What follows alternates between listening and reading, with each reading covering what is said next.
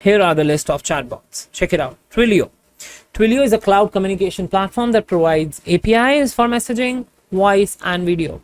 It offers WhatsApp Business API that allows businesses to integrate WhatsApp into their existing communication system and automate customer interactions. Landbot, it is also a chatbot platform that allows you to build conversational chatbot for WhatsApp Business and other messaging platforms. It offers a drag and drop interface to make easy to design and deploy chatbots without any coding experience. Chat Fuel, a lot of people use it. This is again the same. It also allows you to visual drag and drop interface, but it is very quick. A lot of people use this. Tars, again the same, visual chatbot builder to customize and personalize your interaction and design it without any coding experience.